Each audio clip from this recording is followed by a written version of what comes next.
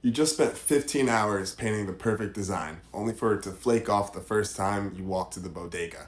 Bruh. Devastating stuff. But here's the truth. Your painting isn't the problem.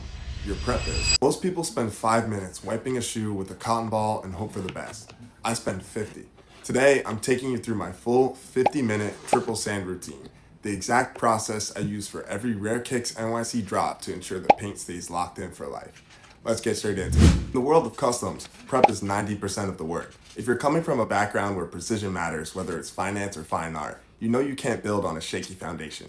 We're removing the factory finish, yes, but we're also opening up the leather. We have a clock, 50 minutes. It sounds like a lot, but if you want that grail look, you have to put in the work. Here's the toolkit: 400, 800, and 1500 grit sandpaper, Scotch Brite pad, and acetone cotton pads. Let's start with the Sanding Trinity. I spend 5 minutes per grit per shoe. That's 30 minutes of focus work. With the 400 grit, this is the heavy lifter. We're breaking that stubborn factory seal. You aren't trying to sand through the leather, you're just looking for that dull matte finish. 800 grit. Now we're smoothing out the scratches from that 400. And then with 15 grit, this is the pro secret. This polishes the surface back to factory, smooth feel while keeping the pores of the leather open for the paint. And the pro tip, you see the stitching? Avoid it. If you hit the stitching with sandpaper or a pad, you're gonna fray it. Fraying stitching is the fastest way to make a custom look cheap. One of the biggest mistakes I see people doing is being way too aggressive with the 400 grit sandpaper. Remember, you're not trying to reshape the shoe, you're just trying to remove that factory clear coat so the paint has something to grab onto. If you see the leather starting to fuzz or pill, you've gone way too far. The goal is a uniform matte finish. When you move to the 800 and 1500 grit, you're essentially polishing out the microscopic scratches you just made. Think of it like an investment portfolio. You have to take some calculated risk, the 400 grit, but you always need a solid exit strategy, the 1500 grit, to ensure a smooth finish. Remember to stay away from the stitching and just take your time to meticulously go through each panel by panel of the sneaker. When you're working with acetone, I highly recommend using gloves and a protective mask. Don't overlook safety. It's super important to have the right safety equipment, and the protective mask is going to protect you from any fumes or paint particles. Sandpaper is great for flat panels, but shoes aren't flat. They have curves, edges, and tight corners. That's where the Scotch Brite pad comes in.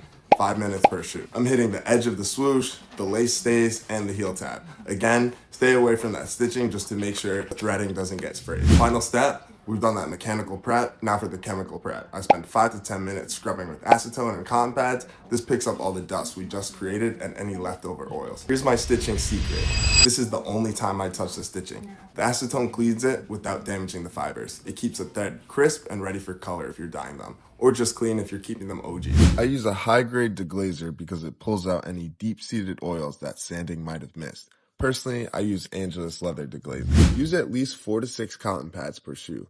As soon as the pad looks gray or dingy, toss it. You want to see that factory finish transferred off the shoe and onto the pad. Watch the leather as you wipe. It should go from slightly reflective to a bone-dry, almost chalky look. That's what I call that thirsty leather. If you skip this, the paint will sit on top of the oils instead of soaking into the fibers.